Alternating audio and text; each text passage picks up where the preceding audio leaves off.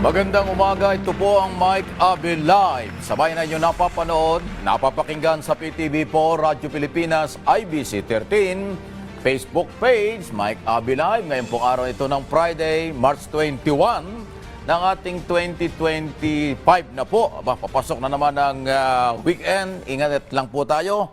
Luzon, Visayas at Mindanao, ano ba ang kalagayan natin? Makulimlim ang panahon dito sa Metro Manila. Sana sa ibang lugar ganun din po. Kasi pag mainit ang panahon, minsan nakaka-apekto sa ating pamumuhay araw-araw.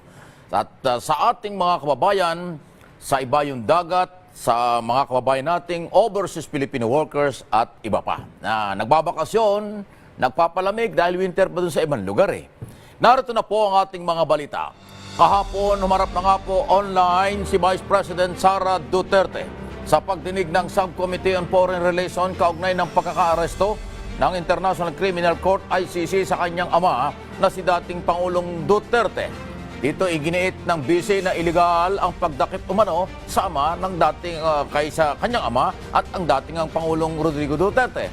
Samantala, matataas na opisyal po ng gobyerno itinanggi na pinagplanuhan ang pag-aresto sa dating Pangulo. Ayan po, kahapon napanood din natin at medyo mahaba-habang usapan yan. Marami ho ang reaksyon at comment. Ito ba ay, ano ba ito? In aid of legislation ba talaga? Or in aid of re-election? Pati yung mga taga-gobyerno, kawawa naman, sinasabon-sabon nila Kaugnay pa rin ang balitang ito sa pagdinig kahapon, kaugnay ng pag-aresto sa dating Pangulo.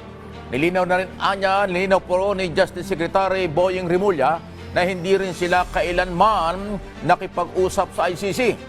Pero nilinaw ni Rimulya na kahit hindi na member ng ang bansa ng ICC at ng Pilipinas, kapag may isang individual na nakasuhan sa International Tribunal ay kailangan niya itong humarap sa ICC. Ayan po, matindi po ang pagkatalo dyan kahapon, talaga lang si Senador Amy ay kapatid na panganay ng ating Pangulong Marcos.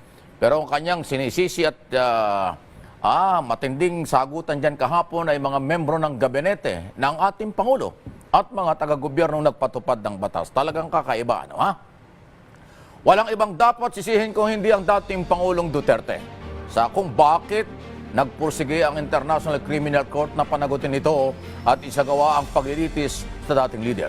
Ayon sa PCO Undersecretary at Palace Press Officer, Attorney Claire Castro, ang kawalan-anya ng aksyon sa mga kasong inireklamo sa may kaugnayan sa extrajudicial killing kung bakit humantong sa pagkaka-aresto kay Duterte ang mga kaganapan at nauwi na sa pagdadala sa kanya sa the Netherlands. Ayon kay Jose Castro, kung matatandaan, bago anya ang paang formal na pag-upo ng Pangulong Marcos Jr.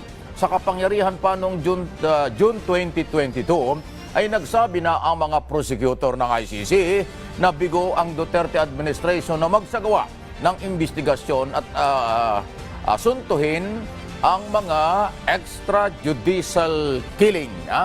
Perpetrators, ibig sabihin yung mga nasa likod nito. Totoo naman yan, matagal na sinasabi. Pero ngayon po talagang panahon ng sisihan, panahon ng sumbatan, panahon ng siraan ay hindi maganda sa atin ito. Kasi kailangan ng pagkakaisa, tulungan natin ang ating administrasyon para sa pagtatagumpay. 3 taong mahigit na lang natitire. Ano ba naman? Sige, tulungan natin si Pangulong Marcos. Nananatili pa rin po ang tiwala, ni Pangulong Ferdinand Marcos Jr. kay Solicitor General Menardo Guevara. Ito ang sinasabi ng Palace Press Officer na si Attorney Claire Castro. Matatanda ang merong ilang nagmumungkahi ng magbitiw na raw po si Guevara sa pwesto matapos niyang tumanggi na irepresenta ang gobyerno sa habeas corpus petition na inihain po ng kampo ng mga Duterte dyan po sa Korte Suprema. Ayan. Ewan ko nga ba, bakit nga ba ayaw magtrabaho ni Guevara? Ano bang gusto nito? Pero ang development po dyan, inatasan na ng Malacanang si Secretary Boying Rimulya na siya na lang ang kumatawan. Kaya lang ang trabaho ng Justice Secretary, abogado ng bayan. Ang trabaho ng Solicitor General, abogado ng gobyerno. So dapat ang Solicitor General ang humarap at magkomento. Pero ayaw ni Guevara, yan ang napapanood ngayon. Bakit kaya ayaw niya? Nakakapagtaka rin. Inianunso nga po ng PhilHealth, Insurance Corporation of PhilHealth, na tinanggal na nila ang 45 days limit sa lahat anya binibigyan na nila ng benepisyo. Okay? Ayon kay PhilHealth President and CEO Dr. Edwin Mercado, ito anya alinsunod na rin sa pagnanais ni Pangulong Ferdinand Marcos Jr. na maging tuloy-tuloy na ang serbisyo ng pangunahing state insurance or tulong ng ospital ng gobyerno. Okay? Ang paglilimitaan niya umano ng benepisyo ay luma na paraan upang makontrol ang gastos. Kaya't napapanahon na niya upang magkaroon ng reforma rito. Binigyan din pa ho niya na marami sa mga serbisyo ang nangangailangan ng mahigit na 45 araw. Kaya't kanila niya hinihiling sa PhilHealth Board na magsagawa po ng pag-amyanda rito at pinagbigyan naman. Ayan ho, ang magandang balita. Uy, magalaking tulong ito sa mga nangangailangan ng PhilHealth. So, hindi totoo na hindi tumutulong ang PhilHealth. Hindi rin totoo na walang pera ang PhilHealth. Hindi rin totoo ang paninira na kung anong grupo dyan para siraan at nawala daw ang pera ng PhilHealth. Hindi naman pala. Mayaman ang PhilHealth. Hanggat may member sila, may pera pumapasok. Kasi monthly ang bayaran dyan eh. Pangalawa, business yan eh. Insurance nga yan eh. Di may pera. Ayan. Mariing binatikos ng House Assistant Minority Leader na si Arlene Brosas. Ang pahayag daw po ni Senador Bato de la Rosa na kinukonsidera niyang magtago sa kanilang pagsakali daw ho na maglabas ng arrest warrant ang International Criminal Court o ICC. Kaugnay ng kanyang naging papel sa war on drugs ng nakaraang administrasyon. Giniit niya, tila nanlambot na anya ang dating matikas at matapang na opisyal na pinagtanggolang madugong gera kontra illegal na droga. Bagay na anya na nagpakita ng guilty ang opisyal. Wow, patindi ho. Sabi nga niya, dati haharapin niya kanya daw sasamahan si Duterte. Abay, nandun na si Duterte, wala pa siya, nandito pa rin siya. Wala pa yung warrant of arrest, parang gusto nang magtago. Ayan, nga bang nangyayari? Sabi naman ng kampo ni Duterte, maganda ang kalagayan ni dating Pangulo doon. Parang hotel ang kwarto. Malinis, maayos ang pagkain, pati pagtulog. Para nga daw nagbabakasyon lang di ba? Hindi naman katulad ng kulungan dito, Sos Marose, pag nakulong ka rito, guilty ka na. Pag nakulong ka sa mga kulungan sa Pilipinas, pinaparusahan ka na. Kaya ho kayo lumabag sa batas dahil grabe. Buti pang sardinas may sabaw. Ganong kasikip. Di ka makatulog na nakahiga, nakaupo o kaya nakatayo, nagpapalitan dahil sobrang sikip dito sa atin. Mga naaresto dahil sa paglabag sa gun ban. Ito na naman. Umabot na ho sa 1,700. Ayon sa Philippine National Police. Bawal po kasi mula January hanggang July, kalahating taon ng 2025 gun ban dahil tayo mag-i-eleksyon sa Mayo. Huwag kayong pasaway dahil kahit lisensyado, may PTC pa yan, ay kung walang exemption coming from the COMELEC, illegal pa rin po yun. Okay? Batay sa pinakahuling social weather station survey, pabor ang mayor, ang ng mga Pilipino na dapat daw ay panagutin, ibang majority na si dating Pangulong Duterte sa extrajudicial killing na may kaugnayan sa war on drugs. Batay sa resulta ng survey na isinagawa mula daw February 15 hanggang 19, 51% ang respondent at nagsabing dapat may pananagutan ng dating Pangulo sa mga pagpatay dahil sa mga operasyon ng illegal na droga ng kanyang administrasyon. Nasa 14% naman ang hindi makapagdesisyon at 25% ang hindi sangayon. At 10% naman, 10% ang nagsabi wala niya silang sapat na kaalaman upang magbigay ng opinyon. Ang survey sa mag-ita ng face-to-face interview sa 1,800 na rehistradong botanteng Pilipino. Ayun, majority, 51% pabor. Actually, may by region ang lumabas dyan Parang sa Visayas, pabor din sila. Sa mga taga Mindanao, pabor din sila. At siyempre, dito sa Metro Manila, ganon. So, ayan. Okay, magagalit. Mga DDS na naman. Madalas kayong magalit. Yung galit naman ninyo, hindi rin namin alam kung saan yung hinuhugot. ang ating bigyan ng pagkakataon at pansinin ay ang katarungan ng mga nawalan ng pamilya, na walang buhay, nang walang kalaban-laban, walang due process. Noong panahon ng dating Pangulong Duterte sa Operation Tukhang, walang due process kahit napagkamalan tumba. Ngayon may due process na eh. Nagrereklamo pa kayo?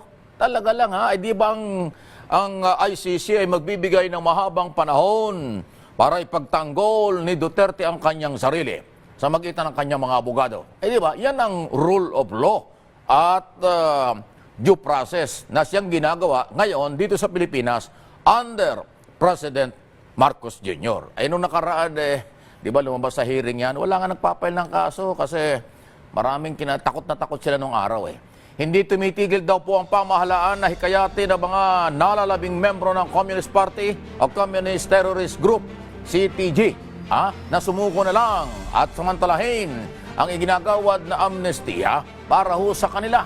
Ito ay bago ang gatpa at ganap na matapos ang application para ho sa pagbibigay ng amnestiya sa mga dating rebelde hanggang sa susunod na taon ayon sa National Amnesty Commission. Meron palang ganyan. Ayon sa Armed Forces of the Philippines spokesperson Colonel Francil Padilla, ang tinakdang deadline sa saliga ay salig sa pinasang batas para daw ho sa pagbibigay ng amnestiya sa mga dating rebelde na nais magbalik loob. So under the law, may proseso. Ayan pero samantalahan ninyo, baka mag-expire na. Masarap mamuhay na mayroong kalayaan at nakakaikot sa kaliwa kanan kung saan kayo gustong pumunta. Mahirap yung mga nasa bundok, nagtatago laban sa gobyerno.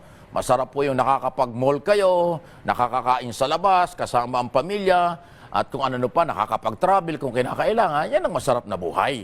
Nakakapaghanap buhay ng maayos na walang pinangangambahan. Kaya mas mabuti ang walang kalaban. Di ba?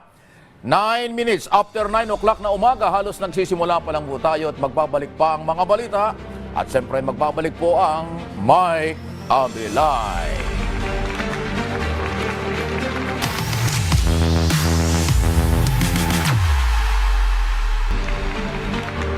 Balik po tayo sa ating mga balita pero standby din po tayo lahat, kayong mga nanonood dahil anytime po ay merong briefing ang Malacanang at inyo po mapapanood dyan pero tuloy-tuloy pa rin tayo sa paghatid ng ating mga balita sa magitan po ng social media. Pero this time si Sara Escudero. Ano-ano kaya ito ni Senador Escudero? Kapatid ng biktima ng extrajudicial killing victim.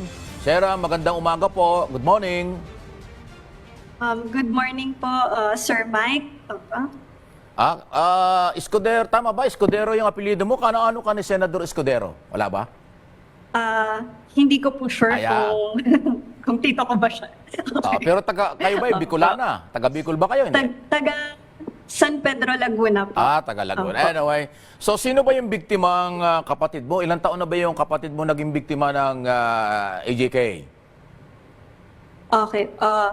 Kapatid ko po ay 18 years old po siya nung namatay. Siya po si Efraim Escudero. Wow. Na batang-bata. Saan lugar nangyari at paano siya namatay? Ano bang nangyari sa kapatid mo? Opo, si Efraim po, isa lang po siya sa libo-libong namatay sa ilalim ng drug war ng former President Duterte. 18 years old po siya noon nung namatay siya at sa katunayan ay may naiwan po siyang 2 lalaking anak sa amin. Toddler lang po yun at newborn nung nawala po si Efraim. So si Efraim po, nag-disappear po siya nung papunta po siya sa cellphone repair shop namin noong September 2017. Okay. Galing po kami sa Laguna, pero yung katawan niya po ay na-recover sa Angeles, Pampanga. Tapos, Layo, nasa damuhan po siya, nakasubsob sa damuhan, nakabalot ng packaging tape, ang ulo, ang kamay nakatali ng packaging tape. Tapos pati po yung binti niya nakatali din po ng packaging tape. May 3 tama po siya ng bala sa ulo. Oh my goodness. At base po sa investigation ng family namin, tingin po namin ay may nakiangkas sa kanya na person na under watch o at meron rin pong record yung tao na yon sa pulis at kakalabas lang po ng kulungan. Sinasabi po nila na mukhang collateral damage lang si Ephraim, pero para sa akin, masakit pong tawagin lang siya na collateral damage Oo. o nadamay lang. Opo. Well, bakit na sa Pampanga nakarating yung kapatid mo, yung labi? Di ba taga Laguna kayo? Bakit ang layo ng pinagdalhan? At meron ba kayong idea kung anong grupo, kung sino ang kumuha sa kanya nung panahong yon at posibleng may kinalaman sa pagtapon sa kanya doon sa Pampanga? Ayun po, ayun nga po yung nakakagulat kasi ang alam namin ay pupunta lang siya sa repair shop namin. Maliit po siyang family business namin. At tapos alam rin namin na babalik siya kasi maghahapunan na po nun pero hindi na po siya nakabalik. So malaking question pa rin po yun sa amin at naalala ko po yung sabi ng investigador sa amin na magsampa na lang po kami ng kaso pagkatapos na lang po ng termino ni Pangulong Duterte dahil mahirap nga po umusad yung mga ganitong klase ng kaso na posible nga po na related sa drug war habang nakaupo pa po si President Duterte noon. So ngayon, Tapos yung okay. Sige po. lang, Yung tuloy. fact po na may record sa kapulisan itong nakiangka sa kanya, 'di ba po? Dati napakaraming kaso ng mga napasama lang o kaya inangkasan lang na damay na po. Okay. At dahil dyan, ngayon nga ay nag-iba na ang panahon, nag-iba na rin ang kaganapan dahil kung may nag-advise sa inyo, saka na lang kayo mag-file ng kaso after ng Duterte administration. So, kayo ba, ginawa ba niyo ito? Nag-file ba kayo ng kaso? At saan niyo ginawa yung pagpapile, kung meron man? Opo. Yung local case po, napakahirap po niya i-file dahil nga po may mga witness, pero dahil sa nangyayari ngayon, pati witness po ay natatakot na rin pong magsalita. At based din po sa investigation ng family namin, may mga posible pong pag-link talaga ng kamatayan ni Ephraim sa extrajudicial killing. Tapos kung makikita po natin yung pagkamatay ni Ephraim ay katulad sa method ng Davao Death Squad kung saan binabalot sila ng packaging tape po mismo, Wow. di ba po? So, dahil nga sa ang dating Pangulo, alam mo naman, dating Pangulong Duterte ay hinuli dito sa Pilipinas, nandun na ngayon sa ICC. So, sa tingin mo ba ay ito na yung tamang panahon para mabigyan kayo ng hustisya? Nakasama kayo ng mga naging biktima rin sa nakaraang administrasyon? Risa, Opo, Sarah? Okay. Para po sa aming mga pamilya ng mga EJK victim, yung ICC investigation po ay parang liwanag sa gitna ng dilim. Para sa amin po ay sagot ito sa isa tong malaking hakbang at sagot ito sa matagal na naming hinahangad na hustisya. So sa tingin nyo, okay lang bilang kapatid, kamag-anak ng biktima, okay lang sa inyo na ang dating Pangulo ay hinuli at ngayon ay lilitisin sa ICC. Ganun ba?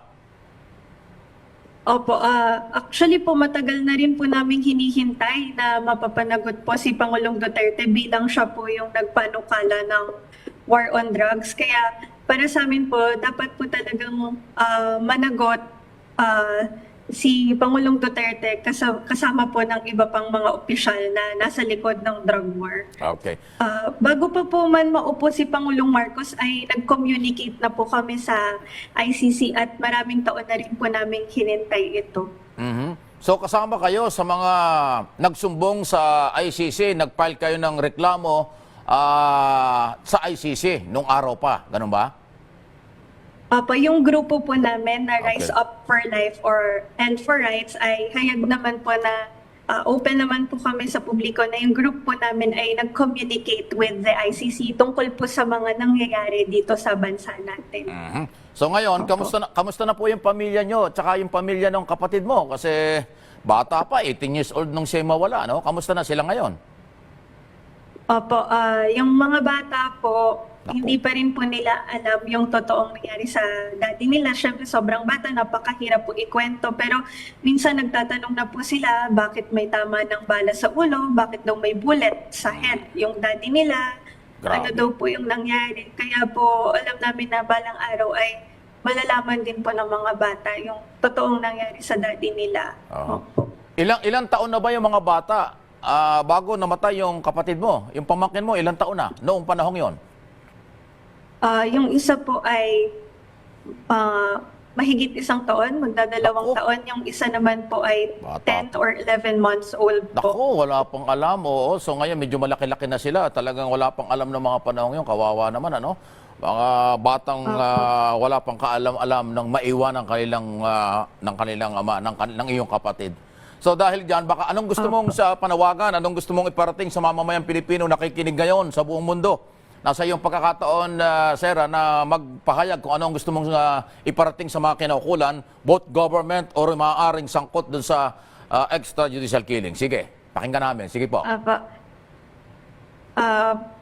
Napakapalad po ni Pangulong Duterte, napakapalad po ni dating Pangulong Duterte dahil siya po ay nabigyan ng due process. Mag-a-appear po siya ngayon sa court, meron siyang warrant of arrest, kaya niya pong maipagtanggol ang sarili niya, meron po siyang kalahating taon para mag-prepare at mapakinggan. Hindi po tulad ng mga mahal namin sa buhay na bigla na lang pinatay, yung iba po sa police operations, sa kapatid ko naman po ay vigilante style, vigilante killings. So, para po sa akin, isang malaking hakbang para po sa hustisya yung pagkaka-aresto ni former President Duterte dahil halos 1 dekada na po naming ipinaglalaban at hinihintay ito. Mag 8 years na po mula nung namatay yung kapatid ko. Alam ko pong marami pang pagdadaan ng trial si Pangulong Duterte at mahaba-haba pa po ang proseso. Pero handa po kaming maghintay ng marami pang taon, umabot man po ito ng 1 dekada o higit pa. At nananawagan din po kami kay President Marcos Jr. na mag-rejoin po sa ICC at suportahan ang ICC sa kanilang further investigations tungkol sa malawakan at sistematikong pagpatay sa ilalim ng drug war ni former President Duterte. At para rin po mapanagot pa ang iba pang mga naging kasabwat ni former President Duterte tulad ni former PNP Chief Oscar Albayalde at Senator Bato de la Rosa. Yung muling pagsali po ng Pilipinas sa ICC ay makakatulong po para mas mapadali at mas mapabilis ang investigasyon. Kung sa gayon ay mas mabilis rin po naming makakamit ang hustisya. May chance naman po si former President Duterte na depensahan ang kanyang sarili at naniniwala po kami na magiging patas kay former President Duterte at sa mga biktima ang ICC. Okay. At gusto ko rin po idagdag na nananawagan din po kami sa pamahalaan na itigil na po ang pekenggera kontra droga dahil po may mga namamatay pa rin po under drug war hanggang ngayon. Kasama po si Aling Sheila na usap-usapan ngayon. 2 anak niya po yung namatay. Yung isa po ay under current Ano ba? administration. Opo. Kaya po sana po ay itigil na ito at sana po ay magkaroon ng iba pa pong paraan na hindi na po kailangan dumanak ang dugo. At magkaroon po ng maayos na due process. Ang huling panawagan ko po ay sana po magbukas ang mata ng mga Pilipino na kami po yung totoong biktima. Hayaan po nating marinig ang katotohanan at husgahan ang ebidensya. At Sige. ebidensya na rin po ang magsasalita para sa sarili. Sana po ay magkaroon na po kami ng hustisya. Salamat, salamat Sarah, salamat sa oras pagkakataon sa iyong panawagan at pagtanggap ng aming tawag. Thank you. Okay, samantala niyo pong napapanood na yung briefing. Meron pong ongoing briefing ngayon si Yosek Castro at may kaugnayan po dito sa araw-araw ng mga development sa ating bansa. Ongoing na po ito ating panoorin dyan po dito sa PTV4 at iba pang mga communication ng Office of the President. Pero tayo tuloy-tuloy pa rin sa magitan po ng social media sa ating paghahatid ng mga balita pa rin. 9:23 na po ng umaga. Ayun, nakakalungkot, nakakaiyak naman yung kwento ni Sir Escudero. Yung kanyang kapatid ay 17 years old o 18 years old nung patayin daw ng mga panahong yun. Taga Laguna, pero sa Pampanga nakita, may tama ng bala. At yung mga anak na naiwan, sus talaga napakabata. 1 taon at saka 10 months. Ano ha? So, talagang wala pang kaalam-alam sa mundong ito na naiwan ang kanyang mga mahal sa buhay sa magitan po ng war on drugs. Ayun ho. So, ayan. Papaano ngayon?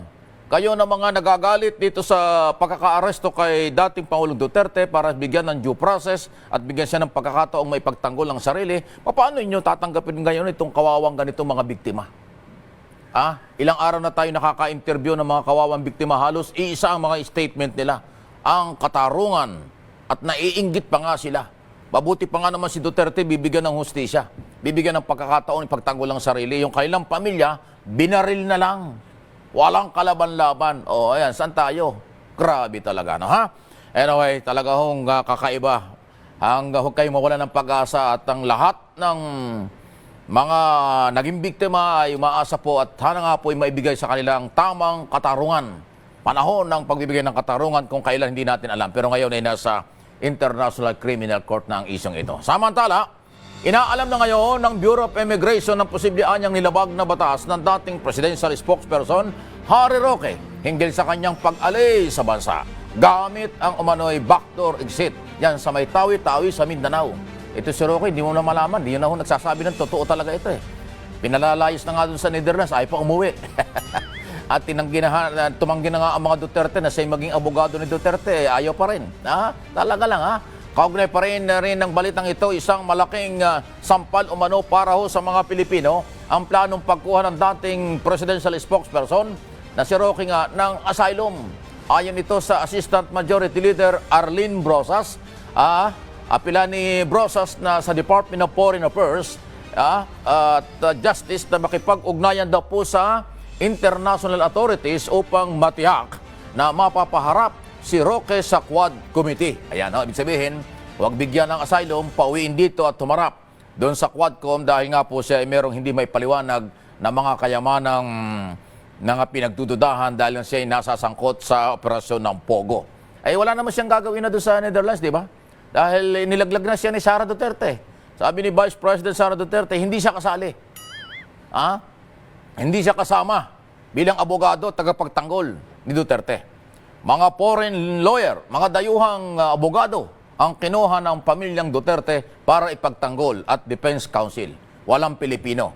Si Medeldea nga po ay magwi-withdraw pa eh. At nagkasakit pa nga o baka umuwi na rin dito. Ito si Roque, ang balita ko, talagang itinuloy ang pag-apply ng asylum.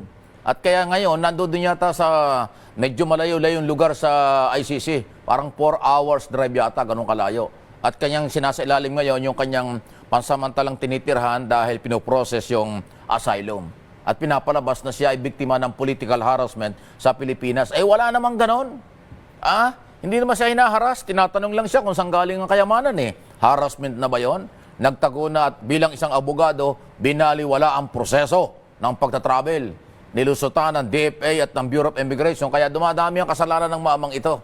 Ayawan ko ba? Samantala, aminado ang COMELEC na posibleng tumaas pa ang insidente ng karahasan sa ibang lugar o ilang lugar na may kaugnayan sa eleksyon sa pagsapit na po ng Marso 28. Kasabay ng pagsimula ng kampanya para ho sa mga lokal na mga posisyon pero sa ngayon ay wala pa anya silang nakikitang lugar na kailangan na isailalim sa COMELEC control. Ayun nga pala.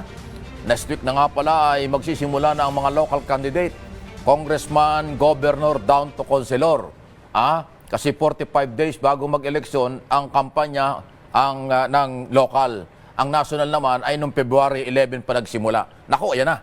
Kanya-kanya na yan. Mas matinding kampanya nito. Good luck. Ingat po tayo. Kilalanin natin mabuti ang kakampi at hindi. Kahapon napansin nyo sa Senado, kaduda-duda talaga yung mga senador. Ngayon pa lang maging marunong na tayo sa pagboto. Alam na kahapon, lumutang, nagpakilala, nakilala kung ano ang kanilang prinsipyo. Sila ba'y maka-Duterte o makakampi ng gobyernong ito para sa pagbabago? Abay, naglalabasan ho at nagsalita dun sa hearing kahapon ay puro galit sa pagkakahuli kay dating Pangulong Duterte. Ano ibig sabihin niya? Akala ko ba kakampi sila ng Pangulo? Lalo na yung mga Cayetano. Si Alan Cayetano, matindi ang mga batikos. Akala ko ba yung kapatid niya ay kandidato sa ilalim ng alyansa? Ay, nako talaga. Si Amy, kapatid niya ng Pangulo eh. Pero ang dating niya kahapon ay kanyang dinudurog ang mga gabinete ng ating Pangulo. What happened sa inyo? Ano bang nangyayari sa inyo? Kayo ba ay para sa katarungan? O parti-partihan lang? O kampi-kampihan lang? Nasa ng hustisya, masasakripisyo ang hustisya pagkaganyan ng galaw ng iba nating mga politician. Sa isang pahayag, sinabi po ni Senate President Chis Escudero na desisyondaan niya ng ekutibo at ni Pangulong Marcos Jr. ang pagsali muli ng Pilipinas sa International Criminal Court kung kinakailangan. Matatanda ang ilang kongresista ang pahayag nga po ng suporta o pagiging bukas sa muling pagsali ng bansa sa International Tribunal. Ayon kay Senate President Escudero, ang papel lamang anya ng mataas na kapulungan ay magratipika ng mga international na kasunduan na pinapasok ng ating bansa. Ay problema, ratification, ang ating mga senador, ayaw yata sa ICC, di wala rin yan. Ano ha? Kaya nga balikan ko lang yung nangyari kahapon mukhang tama si Escudero na i-delay yung impeachment trial. Alam mo bakit? Ay parang lutang na po ngayon ng mga pro-Duterte na mga senador. Kaya siguro tama rin yung ginagawa ni Escudero, next Congress na lang tayo mag-trial after election para makapili ng mga Pilipino ng tamang kandidatong iboboto natin na magiging neutral sa impeachment trial against Sara Duterte. Pero sa ngayon ay lutang na lutang. Kala ko nga 8 o 9 lang Parang nadadagdagan pa yung Maka Duterte. Kahapon halos lahat ng senador na nagsalita doon sa hearing pro Duterte ay magiging impeachment judges sila. Laloko na. Nagkabukuhan na. Doon pa lang lumantad na. Kaya siguro dapat nga itong Mayo, darating nating eleksyon, ilagay natin ang mga kandidatong may prinsipyo. Pasintabi na sa Office of the President. Mukhang yung mga membro ng koalisyon o alyansa, hindi rin natin pwedeng pagkatiwalaan Sa totoo lang, Malacanang, huwag kayong magagalit sa akin. Nagpapakatotoo lang ako. Ayaw kong maguyo, ayaw kong mabudol ang mga butanteng Pilipino. Yung mga kandidato ni Pangulong Marcos, nakakaduda rin. Gusto ni Pangulong Marcos na maging maayos ang ating bansa. Pero yung mga kandidatong nandoon, 12 yan, abay nakakaduda. Mukhang iiwanan si Pangulong Marcos nito. Wala Iba ang dating Di ba? Paano ngayon yan? Kaya again, sa lahat ng butanteng Pilipino, maging marunong tayo, kumuha tayo ng mga kandidatong pwede natin pagkatiwalaan. Kahit siyang galing na political party yan, kahit siyang nanggaling na mga grupo yan, kung may prinsipyo at paninindigan, yan ang kailangan natin. Pero yung kampihan, balimbingan, sipsipan lang, alam prinsipyo, ingat tayo dyan. Mahirap magsisi ng 6 na taon. Diyan lang po kayo at kami magbabalik pa sa marami nating mga balita, siyempre sa pagbabalik ng ang Mike Abilay.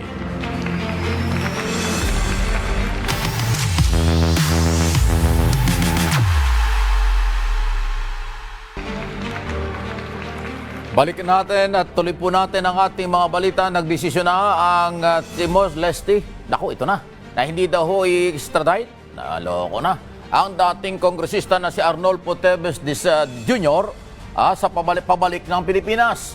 Matatanda ang naharap si Teves sa mga kasong pagpatay sa Negros Oriental. Lalo na pagkamatay po ni Digamo. Ganon? Hindi siya papauwiin. Talagang matindi. Sa bagay, isang araw, nadulas na si Secretary Remulla. Sabi niya, matindi rin ang korupsyon sa Timor-Leste. Mukhang umiiral yata doon ng mga bagay-bagay na hindi dapat paano ang katarungan? Grabe naman ito. Hindi ba tayo parang naiinsulto naman ito? Itong mamang ito, dami hong pananagutan. 17 ang namatay dyan sa Negros Doon ho nung imasakir yung pamilya ng Digamo, hindi ko sinabing siya ang suspect or siya ay guilty. Pero siya yung suspect, siya yung inaakusahan. Pagkatapos ngayon, hindi papauwiin. Paano yan? Kawawa naman yung Digamo family at mga biktima. May mga sugatan dong grabe ang naging damage bago sila nakarecover. Ang lupit, Katarungan pa rin ang sigaw ng mga taga-Negros at ng pamilyang naging biktima. Samantala, nababahala daw po ang Department of Health, DOH, sa patuloy na pagtaas ng bilang ng mga aksidente sa kalsada. Ayun, ingat kayo. Umabot na daw sa 379 na mga nasawi. Dahil dito kung saan karamihan daw po ay naging biktima ay mga nasa edad ng 15 hanggang 30 taong gulang. May mga bata pa ito. Target umano ng ahensya na bawasan daw po hanggang 50% ang bilang ng mga serious injury sa mga at namatay sa bansa hanggang 2028. Ingat po kayo, mga aksidente ho ito, kung ano-anong mga sakit pa Kalusugan dapat pangalagaan. Proteksyonan, huwag nating iasa sa gobyerno lang. Dapat mismo kayo, tayo, ay pangalagaan ng sarili. Samantala, meron muna tayong report mula sa Radyo Pilipinas. Michael Rogas, ano ito? Congressman Romeo Halosos. Dating Congressman Halosos, pinapaalis ng Korte Suprema sa lupang kanyang natitirikan sa Dagak Resort sa Zamboanga. Naku, nakarating ako dyan, napakaganda ng lugar na yan, ibang klase. Bundok at saka mayamang lugar. Anong nangyari? Narito ang live report. Paring Mike, inatasan ng Korte Suprema ang Dagak Beach Resort Corporation. Partikular na si dating Congressman Romeo Halosos na lisanin niya ang 1,600 na square meters na property sa Tagilong, Dapitan City, Zamboanga del Norte na kanilang nerentahan o inupahan. Nakasaad sa desisyon na pinonente nito sa Associate Justice Benjamin Caguiwa na lahat na naipatayong permanent structure sa panahon ng pagderenta ay mapupunta na sa landowner o sa orihinal na may-ari ng naturang lupa. Ito ay makarang pinagtibay ng Korte Suprema, lalo-lalo na ng 3rd Division, ang naunang ruling ng Regional Trial Court at ng Court of Appeals na nagsabing dapat bang isiole ni Halosos ang lupain at mga istruktura sa may-ari, bayaran ang mga utang sa renta at ang 1.5 million pesos na danyos. Pinaupahan ng may-ari na si Violeta Sagin di Losoriaga ang lupain sa Dagak na kinatawa ni Halosos sa loob ng 10 taong kasunduan at nakasaad sa lahat ng mga permanent and fixed structure na ipapatayo ay mapupunta kay Losoriaga sa pagtatapos ng lease contract. Gayunman ay hindi anya binigyan ni Halosos ng kopya na kontrata si Losoriaga at dahil sa paniniwalang nagtapos ng kontrata makalipas ang 5 taon ay hindi na tumanggap ng upa ang may-ari at inatasan ang Dagak na bakante na ang lupa o ng lupain ang naturang resort. Inihinto naman ng Dagak ang pagbabayad ng renta pero hindi ito umalis, sa halip ay patuloy nila itong ginamit. Kalaunan ay ibinenta na ni Losoriaga ang lupain sa kanyang anak na si Pilar Mendozona at patuloy na binabaliwala ng Dagak ang paniningil ng bagong may-ari. Dito na nagtungo sa korte ang naturang bagong may-ari ang pinabura ang mababang korte sa naturang petisyon. Kinatugan ito ng Court of Appeals hanggang sa maglabas ang desisyon ng Korte Suprema pabor sa may-ari at pinapaalis na itong si dating Congressman Romeo Halosos at ang Dagak Corporation. Mula sa Maynila para sa Bagong Pilipinas, ito si Michael Rogas ng Radyo Pilipinas, Radyo Publiko. Ayun, meron palang court decision sa local RTC, Regional Trial Court, bago kinatigan ng Supreme Court. Ayan na. Hindi pala sa mga Halosos yung property yun. Parang kontrata lang. Nangungupahan lang sila. Tapos na pala yung usapan. Kontrata at dapat ibalik na sa may-ari, pati yung mga property. Ang ganda ho ng lugar na yon. Alam nyo, dollar ang usapan dyan. Nakarating ako dun nung araw. Talagang dollar ho ang bayaran dun. At ibang klase ang mga guest dun. Kakaiba. Yung medyo tagun-tago yung lugar na yun. Hindi basta-basta mapupuntahan. Dapitan, Zamboanga. Kasi talagang magbabaylan ka tapos basta nasa bundok nasa gilid ng bundok kami dumaan nun. Ibang-iba ho. Maganda yung lugar. Talagang dinadayo. Kaya nga dollar ang pinag-uusapan doon, hindi piso. Ang problema, yun pala naman ngayon, tapos na. Naku! Tingnan natin kung saan aabot yung isyong yan. Pero Supreme Court decision yan, wala na tayong magagawa. Balikan natin ang iba nating mga balita. Muling nagpalaala ang Civil Service Commission o CSC sa lahat-anya na kawani ng pamahalaan na umiwas sa anumang political activities. Ngayong nalalapit na ang 2025 national election. Kabilang sa may tuturing anyang paglabag sa pagbuo ng mga grupo para mangampanya sa isang kandidato, pagsasama sa mga political rallies, pagpapakalat ng campaign materials na may mga pabor or laban sa isang kandidato, paggalap anya ng boto para sa isang kandidato o partido at gayon din ang paggamit ng resources ng gobyerno para sa pampolitikang layunin. Ayon sa Civil Service Commission, ang sinumang lumalabag rito ay maaaring maharap sa kasong administratibo. Ayan. Bawal mangampanya, bawal ang paggamit, lahat bawal. Yung resources, gobyerno, manpower ng gobyerno, at saka yung tumulong kayo. Maging non-partisan, ang ibig sabihin, ng mga government employees or kawani ng pamahalaan. Paano kung ang amo nila ay mayor o gobernador? Paano kung yung amo nila ay congressman o senador, kandidato? Alam nga naman, hindi sila tumulong. Bawal pala yon. Aba, naloko na. Kadalasan yung mga staff ng mga politikong ito na pinapasweldo ng gobyerno, sila yung mga nangangampanya, ikot ng ikot eh. Sila yung namimigay, sila yung vote buying vote buying, sila yung namimigay na kung ano-ano. Naloko na. Bawal pala yun. Aba, Civil Service Commission, pakita nyo ito.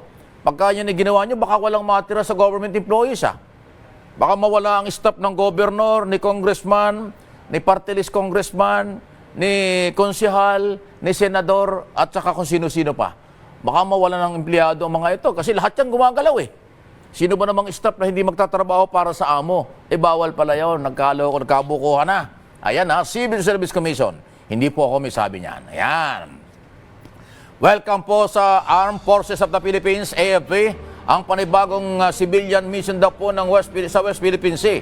Ayon kay Philippine Navy spokesperson for West Philippine Sea, Rear Admiral, General po ito, Vincent Trinidad, suportado nila ang civic group na naghahayag daw po ng suporta sa posisyon ng pamahalaan sa West Philippine Sea. Kung di ako nakakamali, pa ilang beses na ito, marami naglalayag-layag dyan na mga non-government organization at pinapakita ang paninindigan. Mabuti pa yung mga yan, may tapang. Yung iba nga dyan, nangako pupunta ron tapos na ang time, walang nangyari. Sasakay daw ng, ayun na ba sinasakyan? Kahit nasa ibon sumakay, hindi sumakay di ba? Natandaan nyo, may nangakong ganyan. Pag nanalo ako, pupunta ako dyan. Pero tapos na, walang nangyari. Ito mga sibilyan, mabuti na lang. Naninindigan, mabuhay po ang mga Pilipino na mayroong paninindigan para ipaglaban ang exclusive economic zone ng bansa, ang West Philippine Sea. Binigyan din niya na hanggat mayroon anyang maayos na coordination, ang mga kaukulang ahensya, handa na maanya ang AFP, ang military na mabigay ng tulong upang matiyak ang kaligtasan at tagumpay sa nasabing aktibidad. Ayun, bibigyan kayo ng proteksyon, i-escort pa kayo. At karapatan ng mga Pilipino yan. Okay yan. Na maglayag kayo sa West Philippine Sea para ipakita sa mundo, atin ito. Tama yan, hindi pwedeng ang military lang. Hindi pwedeng ang Pangulong Marcos lang. Hindi pwedeng ang Coast Guard lang ang lumalaban dyan. Dapat lahat tayo Pilipino. Yung mga Pilipinong taksil, traidor, makapili. Huwag na natin samahan yun ng lahi na yan. Identify naman natin kung sino. May politiko, supporters, may vlogger pa yata, na mga taksil ang galawan. Huwag na natin samahan yan. Ang samahan natin ay ang paninindigan ni Pangulong Marcos para ipaglaban sa China at anumang bansa na gustong maghimasok, nangaagaw ng teritoryo sa Pilipinas. Ayan po yan. Naniniwala naman po ang ilang leader daw po ng Kamara na dapat ay paigtingin ng Philippine National Police at PNP ang kanilang recruitment process, particular na sa pagsusuri ng mental at capacity, tama ba, ng mga nais pumasok ng pambansang pulisya. Kasunod nga ito ng paghihikayat umano ni Patrolman Francis Steve Pontella sa mga kapwa-pulis na mag-aklas kasunod ng pagkakaaresto ng dating Pangulong Duterte. Ayan po, ayan yung controversial na pulis. Ayan, dapat lang talaga. Marami namang gustong maging pulis, marami hong gustong magserbisyo sa tamang proseso. Iwasan na rin siguro yung mga baka may palakasan pa, baka may bata-bata system. So ayusin na. Okay? At suportado natin ang paglilinis sa hanay ng ating kapulisan dahil tayo nagpapasweldo rito. Okay? Itinalaga nga po ni Pangulong Ferdinand Marcos Jr. si Henry Ronel, Aguda. Dating President and CEO ng Union Digital Bank bilang bagong kalihim ng Department of Information and Communication Technology. Ganon. Ito yung pumalit kay Oy. Siya po yan. Siya pala. Ayan Congratulations, sir. Good luck po.